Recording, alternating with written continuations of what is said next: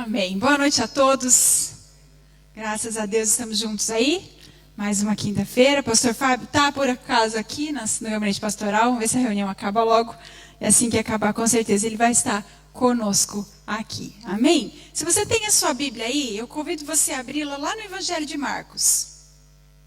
Marcos, no capítulo 5, a partir do verso 21.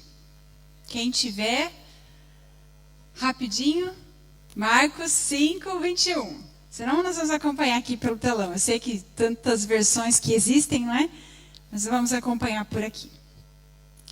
Marcos 5, a partir do verso 21, declara assim: Tendo Jesus voltado no barco para o outro lado, afluiu para ele grande multidão, e ele estava junto do mar. Eis que chegou a ele um dos principais da sinagoga, chamado Jairo, e vendo-o, prostrou-se a seus pés.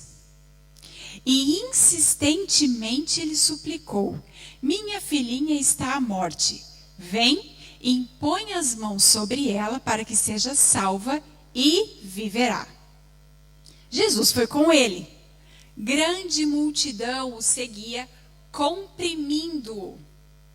Aconteceu que certa mulher, que havia 12 anos vinha sofrendo de uma hemorragia, e muito padecera à mão de vários médicos, tendo despendido tudo quanto possuía, sem contudo nada aproveitar, antes pelo contrário, indo a pior, tendo ouvido a fama de Jesus, vindo por trás dele, por entre a multidão, tocou-lhe a veste, porque dizia: se eu apenas lhe tocar as vestes, eu ficarei curada.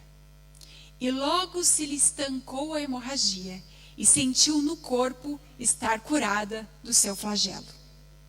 Jesus, reconhecendo imediatamente que dele saíra poder, virando-se no meio da multidão, perguntou: Quem me tocou nas vestes?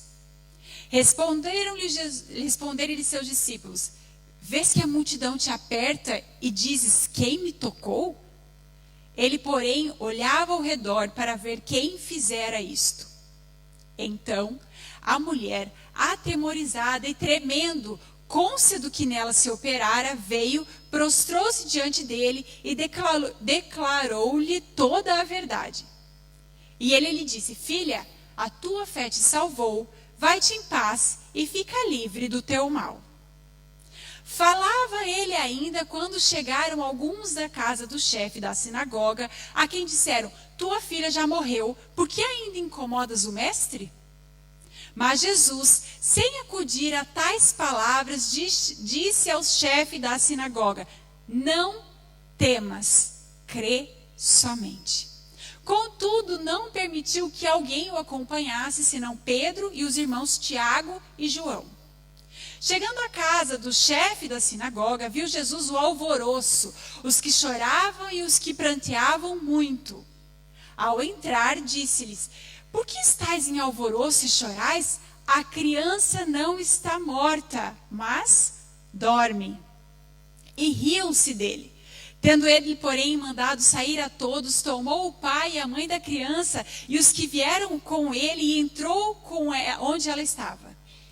Tomando-a pela mão, disse: Talita cumi, que quer dizer: Menina, eu te mando, levanta-te. Imediatamente a menina se levantou e pôs-se a andar, pois tinha 12 anos. Então ficaram todos sobremaneira admirados. Amém? Vamos orar? Senhor, nós estamos diante da sua palavra, e a nossa oração nessa noite é que não seja apenas um momento de adquirirmos conhecimento, de fazermos, ó Deus, conhecido na nossa mente uma história tão fantástica e extraordinária como essa. Eu oro para que seja realmente um ensinamento para as nossas vidas, para que seja aplicável, para que possamos, ó Deus, usar isso no nosso dia a dia e vermos a nossa vida transformada e sermos realmente transformados à imagem e semelhança de Cristo Jesus. Sermos testemunhas vivas da transformação, do poder e do amor, da compaixão que vem daqueles que creem no Senhor. Em nome de Jesus. Amém? Amém. Eu sei que foi a leitura de muitos versículos e é uma história que para alguns de nós é bastante conhecida, não é nessa versão aí muito rebuscada, com umas palavras aí difíceis, né? Que alguns talvez nem tenham noção muito do que quer dizer, mas é um momento e é um relato extremamente interessante e até intrigante. Não é verdade? Jesus mostra o poder dele sobre a enfermidade de uma mulher que sofria 12 anos, e Jesus mostra o poder dele sobre a própria morte. Amém?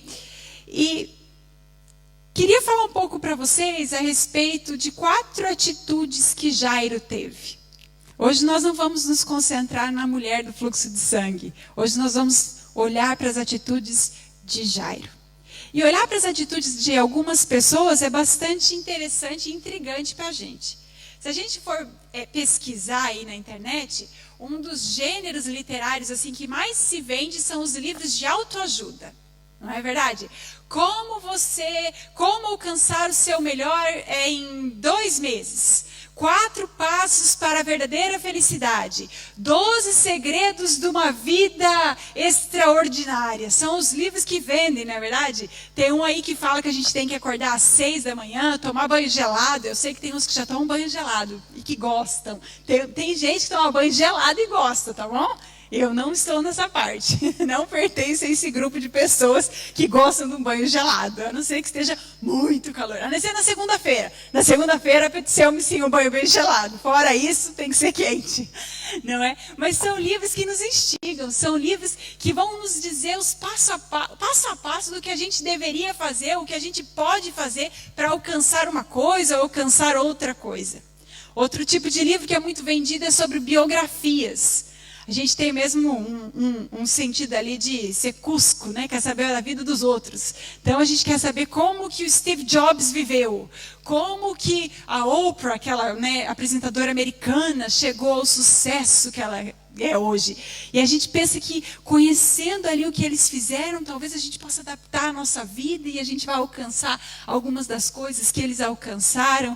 Enfim, não é? São histórias de pessoas comuns, como eu, como vocês, que alcançaram coisas extraordinárias. E a Bíblia é cheia dessas histórias.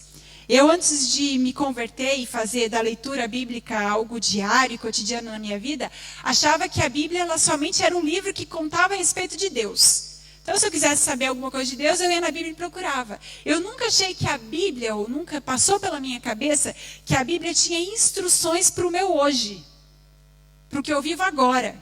Eu achava que ela só contava a história de Deus, da criação, do que Jesus fez. Era tipo biografia de Jesus.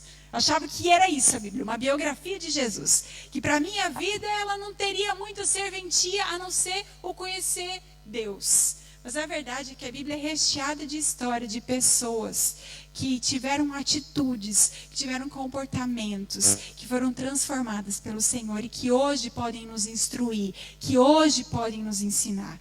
E nessa noite eu quero olhar junto com vocês as 4 atitudes que Jairo teve. 4 atitudes que Jairo teve que fizeram com que ele experimentasse o extraordinário. Foi com que ele fosse testemunho da ressurreição da sua própria filha. E a primeira atitude que eu vejo Jairo tendo é que ele ultrapassou barreiras. Ele ultrapassou as barreiras. Ele era um homem muito conhecido daquela região. Ele era um homem muito responsável, um homem de muita influência, porque a gente leu no texto que ele era o chefe da sinagoga, ou dirigente da sinagoga. Ele era um homem responsável pela parte religiosa do povo. Ele tinha grandes responsabilidades. Ele não era um qualquer. Ele tinha muita coisa a pôr em jogo, muita coisa a perder. Não é verdade? Ele tinha a integridade dele, ele tinha ali as responsabilidades, ele tinha um status que poderia sim ser prejudicado se ele se mostrasse apoiante ou se mostrasse que ele cria em Jesus Cristo. Ele era da ala dos fariseus, como a gente vai ver aqui na história, que creram que Jesus era o Messias, o enviado. Mas a maioria não acreditava, inclusive achava que Jesus era uma grande ameaça para eles e tentaram matar, não é? E conseguiram, e foram lá e levaram Jesus até a cruz. Mas Jairo não. Jairo rompeu a barreira daquilo que os outros diziam e se humilhou diante do Senhor. Jairo não se importou com as consequências de publicamente declarar a confiança e a adoração dele diante de Jesus Cristo. Porque com certeza ele teve algumas consequências. Ele não se importou se os amigos não olhariam mais para ele. Ele não se importou se o trabalho dele estava por um fio. Ele não se importou se as consequências seriam péssimas. Ele olhou para Jesus e falou: Ele é a minha única esperança, é isso que eu quero. Ele rompeu a barreira do orgulho, porque ele teve que se humilhar. Ele teve que mostrar para todas as pessoas que ele precisava de um auxílio, que ele não era suficiente, que ele precisava de uma ajuda. Ele poderia, acredito eu, que na posição que ele ocupava, ele poderia falar para alguém: olha, dá para você ir lá no meu lugar, falar com Jesus, assim, eu fico aqui com a minha filha, você vai e fala que eu preciso de ajuda e eu não preciso ir, porque daí as pessoas não vão ver que eu estou lá com Jesus, mas afim eu vou ter alguma coisa de Jesus. Você já teve pessoas assim? Que elas não querem vir, mas ela quer que você ore por elas. Elas não querem jejuar, mas ela quer que vocês jejuem por elas. Elas não querem se expor e entrar na igreja para que ninguém veja que ela está dentro da igreja. Mas ela quer receber alguma coisa. Jairo rompeu com a barreira do orgulho. Jairo rompeu com a barreira da multidão. Existiam coisas que estavam impedindo ele de chegar até Jesus. Era muita gente. Né? A palavra, esse trecho, ele frisa muito e diz que era muita multidão, que era uma multidão grande, que as pessoas comprimiam Jesus. E tem coisas que vão nos comprimir e que vão até nos intimidar ao ponto de nós queremos recusar ir até Jesus. Às vezes é a nossa família. Às vezes é a nossa crença, nossa tradição religiosa, aquilo que nós aprendemos. Vão ser barreiras para nós. Vão ser barreiras que vão nos impedir de nos aproximarmos. E como Jairo, né, o texto fala que Jairo se humilhou, diz que ele se prostrou aos pés de Jesus e ele insistentemente clamava por ajuda e pedia ajuda de Jesus. Às vezes a gente vai achar que é difícil demais. Isso é muito trabalhoso. Ah, não, isso dá muito trabalho. Ah, eu tenho que ir na quinta e no domingo, não dá. Ainda tem que participar do mais para meio da semana. Ah, não vai dar não. Isso é muito trabalho. Isso aí vai ocupar muito do meu tempo. Nós temos que aprender a romper as barreiras. Como Jairo rompeu barreiras. Nós sempre teremos barreiras. Mas rompendo elas, passando, ultrapassando elas, eu e você, como Jairo, podemos experimentar o extraordinário do Senhor. Primeira coisa que Jairo nos ensina: ultrapassar as barreiras. Olha, Tiago 4,10 declara assim: humilhai-vos na presença do Senhor e Ele os exaltará. Provérbios fala que o orgulho vem antes da queda. Se quisermos, devemos nos humilhar diante da presença do Senhor. Segunda atitude de Jairo, que podemos nos inspirar, é que Jairo esperou o tempo do Senhor. Esperou o tempo do Senhor. Eu vou ler numa outra versão, o verso 30 até o verso 32. Diz assim: no mesmo instante, Jesus percebeu que dele havia saído o poder. Virou-se para a multidão e perguntou: quem tocou em meu manto? Responderam seus discípulos: vês a multidão aglomerada ao teu redor e ainda perguntas: quem tocou em mim?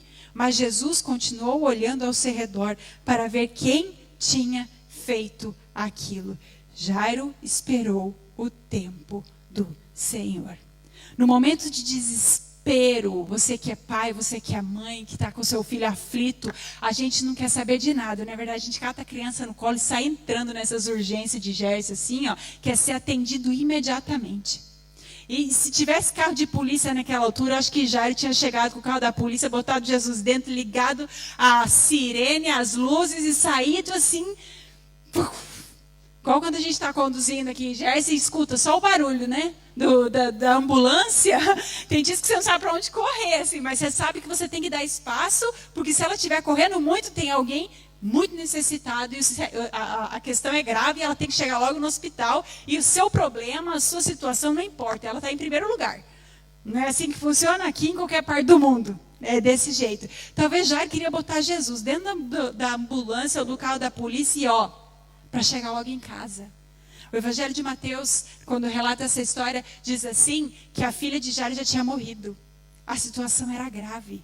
Jairo queria uma resposta imediata, uma resposta urgente. No momento mais crucial da sua vida, Jesus para. No meio da multidão. Eu quero fazer um parênteses aqui, porque toda vez que eu leio e que eu penso nessa história, me dá vontade de rir. Porque eu me vejo na pele desses discípulos. Quem aqui já teve um estádio de futebol lotado? Poucos. Tá bom. Quem já teve aqui, às vezes, num concerto, onde tinha muita gente? Ok, alguns. Então tá bom. Vocês já imaginaram sair do estádio de futebol lotado? É um passeio no parque? Não é verdade, Samia? É pessoa espremendo a gente. É pessoa que empurra do lado. A gente cata a mão das crianças, assim, se tiver criança do lado, quase que você arranca fora o braço da criança, e tanto se aperta e fala assim, não desgruda, não tira da mão, vem aqui comigo, não sei o que é. Porque um empurra do lado, outro empurra do outro, você leva um cutucão desse lado, você leva um cutucão desse.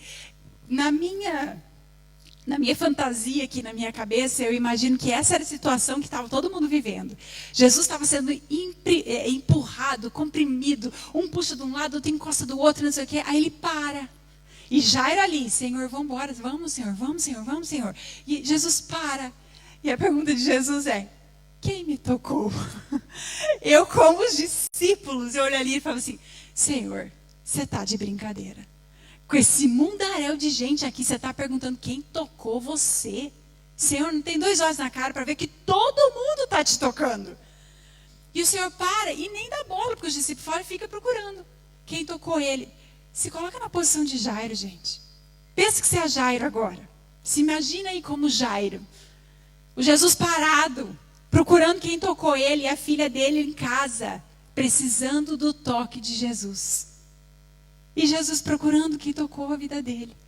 Sabe, nós precisamos vencer o nosso senso de urgência. Nós precisamos vencer o nosso senso de urgência. A nossa pressa muitas vezes nos empurra a fazermos escolhas que desagradam ao Senhor.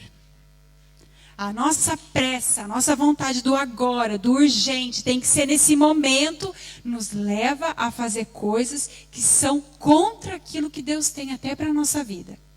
Quero eu dou 2 exemplos para vocês. Sara não teve paciência para esperar a gravidez acontecer e falou para Abraão, pega a minha serva Agar. Deus falou, depois que aconteceu, depois que veio Ismael, Deus falou, não era isso, é você mesmo que vai engravidar. Outro que perdeu a paciência, que teve pressa em fazer alguma coisa, o rei Saul. O rei Saul não teve paciência para esperar o sacerdote chegar para fazer o holocausto, para entregar o sacrifício ao Senhor. E ele falou, pode deixar que eu faço. Empurrado pela influência dos outros, o que os outros estavam falando na orelha dele.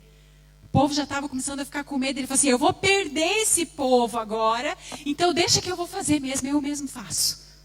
Eu e você temos esse senso de urgência, de pressa. Imagina essa geração que vem agora. Eu olho para a geração, às vezes, da minha mãe. Não é? A senhora Fátima fazer assim com a cabeça, né? Foi uma geração que sabe esperar, melhor do que a minha geração. Eu ali já peguei o início da internet, dos anos 2000. Quem teve internet mais ou menos nessa altura vai lembrar que era uma internet de escada, por linha telefônica, do não sei o que lá. Fazia um barulho, ninguém podia usar o telefone. Para você ver uma foto no computador, era assim, ó. Ia baixando assim. Você começava a ver a testa da pessoa, a sobrancelha, o olho. Ia bem devagarinho, demorava para você ver a foto inteira. Hoje em dia, eu e você tem uma coisinha na mão assim, ó, que a gente escreve lá, e se não aparecer logo o que a gente quer, a gente fala assim, nossa, a Cher hoje está uma caca. Meu, essa JT aqui não está prestando, não. Nossa, a Vodafone, então, pode jogar fora, vou mudar de operadora, que é muito lerda. É muito lenta, demora demais. A gente precisa aprender, como Jairo, a esperar pelo tempo do Senhor. Jesus não é refém, gente, das nossas demandas. Jesus, ele não é responsável por cumprir a agenda que nós fazemos. Jesus não se limita ao nosso cronos, que é esse tempo do agora, a essas horas que estão batendo, aos minutos, ao dia, ao segundo, aquilo que eu acho, aquilo que eu penso. Ele é Senhor do tempo. Ele é Senhor do tempo. O salmista diz assim, Salmo Davi, acho que é o Salmo 37, ele fala assim: espera no Senhor, confia nele e o mais ele tudo fará. Cuidado com essa nossa tendência da pressa. Cuidado com a nossa tendência do agora, do imediato. Porque nós podemos meter os pés pelas mãos. Podemos ter atitudes e agir de forma que vai nos afastar, ao invés de nos aproximar do Senhor. Primeira coisa que a gente aprendeu, então, com Jairo, é que nós precisamos ultrapassar as barreiras. A segunda coisa que nós aprendemos com Jairo nessa noite é que ele esperou o tempo do Senhor. E a terceira coisa, verso 35, acompanhe comigo. Enquanto Jesus ainda estava falando, chegaram algumas pessoas à casa de Jairo, dirigente da sinagoga. Sua filha morreu, disseram eles. Não precisa mais incomodar o mestre. Terceira coisa que nós aprendemos com Jairo nessa noite. Ele nos diz assim: não se apoie às más notícias e ao que os seus olhos veem. Não se apoie às más notícias e ao que os olhos viam. Ele não se apoiou. Por um momento, os olhos que estavam fixos nessa única esperança, focou-se na situação. Talvez Jesus estava aqui, Jesus estava ali, conversando, né? Que a palavra diz que Jesus ainda falava quando chegou alguém para falar que a menina estava morta. Talvez Jairo estava ali, contemplando o milagre da mulher instantâneo, quando alguém grita lá: Jairo, Jairo, e ele desvia o olho e olha para lá. E alguém fala assim: sua filha morreu. Game over. Acabou. Não me atrapalhe mais o mestre. Deixa ele tratar dos que estão vivos, porque os mortos já não tem mais saída. Já não tem mais jeito. Eu e você, da mesma forma como Lázaro estava aqui, da mesma forma como Jairo estava aqui, virou os olhos para lá. Eu e você somos tentados todos os dias a focar a nossa mente nas notícias e nas circunstâncias que estão ao nosso redor. Todos os dias nós lutamos contra isso. Todos os dias nós estamos ali. Eu estou aqui, mas algo grita desse lado, eu vou olhar para esse lado e alguém fala, traz uma notícia ruim, alguém fala alguma coisa, ou não é, alguém bate a nossa porta. E aí eu lembro-me muito de Marta nesse momento. Quando o irmão dela morre, Jesus chega e conversa com ela, conversa com Maria, e ele fala assim: me diz aonde que Lázaro está enterrado. E ela fala: Senhor, está ali, ó, já botaram a pedra. Jesus fala assim: retirem a pedra. Qual foi as palavras de Marta? Senhor, já cheira mal. A realidade já cheira mal. Senhor, não tem jeito. Deixa, porque senão vai espantar todo mundo. O que Pedro falou para Jesus, depois dele pescar a noite inteira? A noite inteira. Jesus olha para ele e fala o quê? Pedro, lança para o outro lado. Ele falou: não, Jesus, você não está entendendo. Eu sou pescadora há não sei quantos anos. E eu vou te falar, joguei as redes e essa noite eu não peguei nem um lambari. Sabe o que é lambari? Lambari é um peixinho pequenininho assim, ó. Não peguei nada, Senhor. Você não está entendendo. O mar não está para peixe. Jesus fala assim: ei, Pedro, lança para o outro lado ali. Quando o rei Saul e os israelitas ouviam o que Golias gritava, eles esqueceram quem eles serviam e ficaram aterrorizados, amedrontados com as palavras de Golias.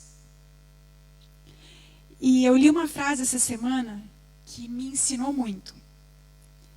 Todo mundo sabe o que é isso? Vamos saber o que é isso, né? É um pi, é um cêntimo ou um centavo, né? Aqui na Inglaterra. O que a gente compra com isso? Nada. Nada. Não sei se alguma vez já se comprou, mas hoje em dia não se compra nada. É uma moeda tão pequena e tão insignificante que a gente encontra, às vezes, jogada no chão. Não é verdade? A rua, assim, às vezes a gente encontra desprezada por lá e tal. E a frase diz assim: as menores moedas, quando seguradas próximas aos nossos olhos, têm poder para encobrir o sol. Os menores problemas, quando segurados bem pertinho de nós, quando nós focamos muito neles, têm o poder de encobrir o Deus que nós servimos. Quando nós focamos nas circunstâncias e nos momentos, nós acabamos por esquecer ao Deus que nós servimos. A notícia ruim tirou totalmente o foco de Lázaro, que estava em Cristo. Lázaro, estou com Lázaro na cabeça. De Jairo, que estava em Cristo, não é? E voltou-se para as notícias ruins. É como se fosse aquele banho de água fria no coração de um pai que estava cheio de esperança.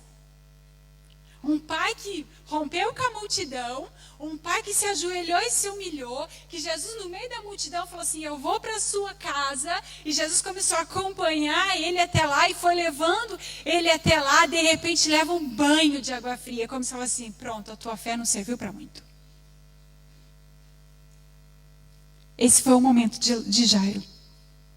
Os olhos que antes seguiam a Jesus e pensavam: eu não posso perdê-lo, eu não posso perdê-lo, eu não posso perdê-lo, ele tem que ir lá em casa, ele tem que ir lá em casa, ele tem que ir lá em casa. Se fixaram na notícia do fim e as emoções tomaram conta dele. Quantas vezes as suas emoções já tomaram conta de você? Quantas vezes a tristeza, a desilusão, a frustração, a insegurança, a raiva e o medo tomaram conta de você numa situação difícil e complicada? C.S. Lewis tem uma frase que diz assim: o grande inimigo da fé não é a razão. O grande inimigo da nossa fé são as nossas emoções. O grande inimigo da fé não é a nossa razão, são as nossas emoções. Verso 36 fala assim: não fazendo caso do que eles disseram, Jesus disse ao dirigente da sinagoga: não tenha medo. Eu imagino, minha cabeça, tá? Eu imagino Jesus olhando, pegando Jairo assim, ó. Sabe quando você pega a criança assim? E segura com as bochechas? Eu imagino Jesus segurando aqui assim pelo pescoço e fixando os olhos em Jairo, falando assim, ó: não tenha medo.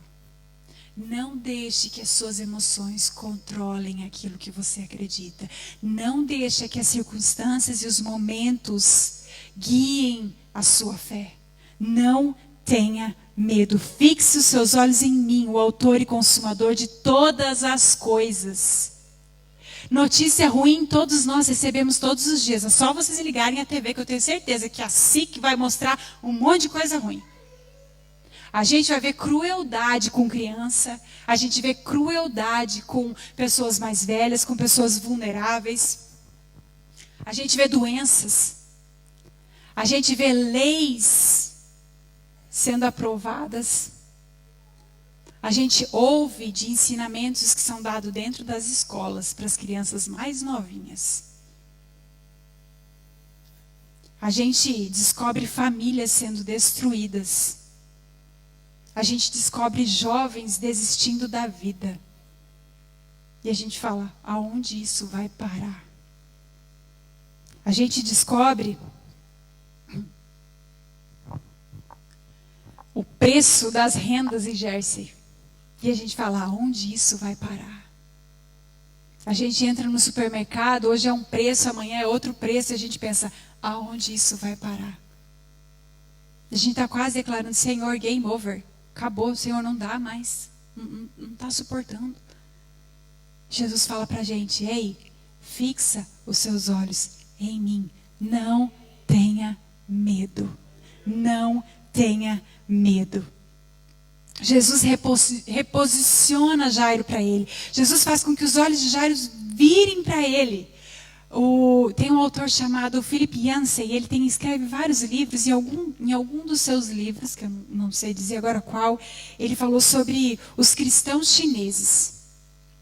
E se você não tem conhecimento, a China é um país de muita perseguição religiosa, então as pessoas são mesmo assassinadas, as pessoas são maltratadas, machucadas e abusadas quando declaram a sua fé em Cristo e não tem uma liberdade religiosa. E Philip Yancey diz que os cristãos chineses aprenderam a olhar e a focar na transformação das vidas e não na mudança das leis.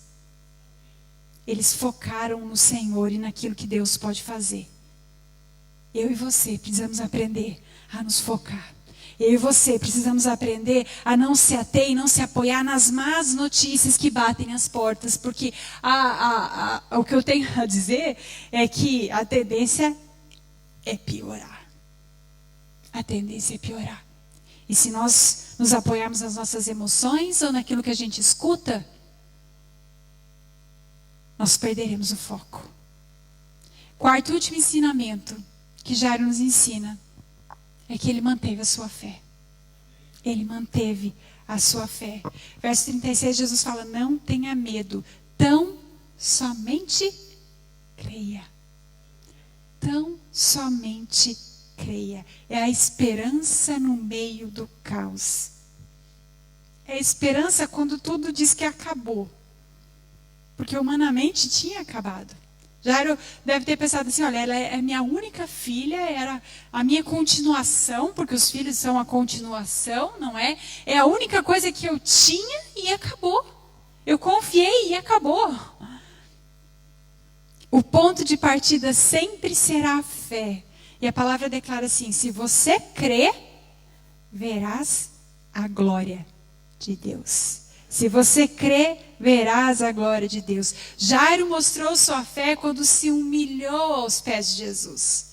Jairo mostrou sua fé quando ele rompeu com as barreiras que podiam impedi-lo de chegar até Jesus. Jairo mostrou sua fé quando ele esperou a mulher ser atendida e testemunhar daquilo que tinha acontecido com ela. Ele mostrou a sua fé. Mas teve um momento em que a sua fé foi provada. E terá momentos que a minha fé e a sua fé será provada. Terá momentos de dificuldade. Nós teremos momentos em que a gente acha que acabou, que é o fim, que parece que Deus não ouviu a nossa oração, que parece que Ele não está nos ouvindo, que Ele não se importa. O Senhor nos diz, não tenha medo. Crê somente. O que nós não podemos esquecer é que a fé não resulta dos milagres. Os milagres são resultados da fé. Eu não vejo para crer. Eu creio para ver. Eu não vejo para crer. Eu creio para ver. E sobre fé, nada melhor do que a gente ir para o capítulo 11 de Hebreus. Um capítulo inteiro dedicado para falar sobre fé. E a nova tradução da linguagem de hoje, eu gosto muito da tradução que ela faz do verso 1 de Hebreus 11. Ela declara assim, ó. A fé é a certeza de que vamos receber aquilo que esperamos. A fé é a certeza de que vamos receber aquilo que esperamos. E é a prova de que existem coisas que não podemos ver. Isso é fé. Tão somente creia. Talvez a gente já está agora, né, acabamos uma campanha de 21 dias, onde talvez você rompeu as suas barreiras, onde você deixou de lado coisas que você achava que você tinha um apego, né, de café, por exemplo. Teve aí os corajosos que falaram, vou ficar 21 dias sem beber café, vou acordar de madrugada, vou orar. Se comprometeu, você rompeu com as suas próprias barreiras dentro desses 21 dias, não é? Você enfrentou a multidão e talvez como Jairo chegou no momento em que você falou assim, em vez de melhorar, parece que piorou. Né? Porque Jairo chega com ela viva e você fala assim, ai Senhor, parece que foi, mas agora não foi. Era para melhorar, mas piorou. O Senhor fala para nós, como Ele falou para Jairo, não tenha medo, tão somente creia. O Senhor não perdeu o controle de nada. O Senhor não esqueceu de você. Ele diz que mesmo que uma mãe esqueça do filho que ainda mama, eu todavia não me esquecerei de você. Ele pode não ter respondido naquele momento da sua pressa, da sua ansiedade, da sua urgência, mas Ele responderá conforme a vontade dEle, que é sempre boa, perfeita e agradável. Lembre-se que nenhum problema é tão grande que Deus não possa resolver. E nenhuma ferida nossa é tão profunda que Deus não possa trazer cura. Abra os seus olhos, fixe os seus olhos no Senhor. Essa é a minha oração nessa noite, que a gente possa fixar os nossos olhos e não possa deixar que as más notícias, que as barreiras, que as dificuldades desviem o nosso olhar, ou a resposta que não chegou no momento que eu ansiava e que eu desejava, por isso eu acho que aquela minha fé é insuficiente, ou que não vale nada, ou que realmente isso não funciona.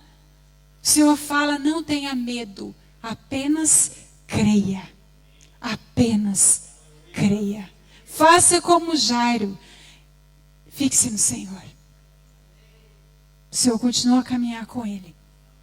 Chamou 3 discípulos e falou, só esses 3 andam comigo. Entraram na casa. Jesus não fez exatamente como Jairo imaginava. Era muita tradição, né? Impor as mãos sobre os doentes. Jesus só pegou na mão da menina e declarou em aramaico, que era a língua que ela entendia, Talitha cumi, e ela levantou-se. Ele viu o extraordinário, porque ele rompeu barreiras. Ele viu o extraordinário porque ele soube esperar o tempo do Senhor.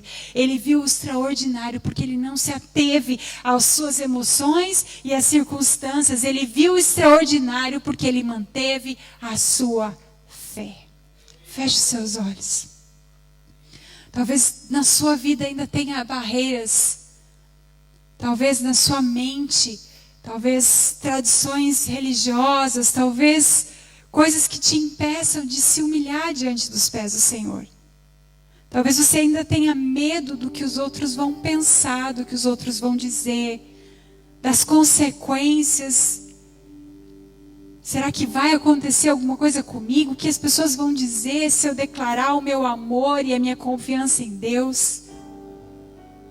Talvez você esteja lutando contra o seu senso de urgência, do imediato, do agora, do tem que ser nesse momento, do exato jeito que eu quero, da forma como eu tenho pedido. Talvez você se precipitou como Sara, como Saul. Talvez você tenha até sido levado pelas suas emoções a desistir da sua fé, a questionar a sua fé, a questionar o amor do Senhor, se Ele realmente se importava, se realmente Ele estava atento à sua necessidade. E você se abalou. O Senhor fala para cada um de nós essa noite, não tenha medo, apenas creia. Mantenha os seus olhos fixos em mim. Mantenha o seu foco em mim. O Senhor não chega atrasado. O Senhor não despreza aquele que está aflito. A palavra declara que o coração contrito e quebrantado, humilhado diante do Senhor, não será desprezado por Ele. Mantenha a sua fé. Traga à sua memória aquilo que traz esperança para o seu coração. Senhor, eu oro para que as más notícias não venham nos inundar ao ponto das nossas emoções nos cegarem. Eu oro para que as barreiras, sejam elas até mesmo físicas, emocionais, religiosas, não venham ser um empecilho para nós nos humilharmos e nos ajoelharmos diante da sua presença. Senhor, eu oro por fé. Eu oro para que os nossos olhos estejam fixos em Ti. Para que não desviemos o nosso olhar nem para a direita e nem para a esquerda. Para que nos agarremos a Ti, Senhor. E que o nosso coração se enche de esperança. Os dias são maus, todos sabemos. E pela palavra, acreditamos que certas coisas ainda vão ser mais complicadas. Mas aqueles que esperam no Senhor renovam as suas forças. Aqueles que esperam no Senhor andam pelo vale da sombra e da morte, não temem nenhum mal, porque o Senhor está com eles. É o Senhor que os levanta. É o Senhor que os leva, é o Senhor que os encaminha, é o Senhor que vai pavimentando os passos ou o caminho para que cada um passe e chegue até o lugar onde o Senhor tem para cada um de nós. Que saiamos dessa noite inspirados pelas atitudes de Jairo. Que saiamos dessa noite, Senhor, encorajados a permanecermos firmes na nossa rocha, sabendo que o Senhor não tardará, que no momento oportuno o Senhor agirá, que o nosso coração, Deus, eu oro para que se enche de esperança, de fé e de certeza e convicção de que os seus filhos não são desprezados, que o Senhor é o nosso Abba, que o Senhor é o nosso Pai querido, que o Senhor é um Deus que nos escuta, que o Senhor é um Deus que nos atende, que o Senhor não está limitado a esse tempo, a essa era, mas o Senhor era, é e há de vir, e todas as coisas estão no controle das suas mãos, Senhor. Enche o coração de esperança, da mãe que chora pelos seus filhos, do pai que pranteia pelos seus filhos. Enche o coração de esperança do casal, ó Deus, que está abalado, que está passando por situações complicadas, e tudo declara o fim, Senhor. Tu podes mover e Tu podes agir em toda e qualquer situação. Enche o coração dos jovens, Senhor, de amor e de convicção e de temor pelo Senhor. Enche o coração das nossas crianças de alegria e de certeza de que o Senhor as ama e que cuida de cada uma delas, e de que o reino pertence a elas. Ensina-nos, Pai.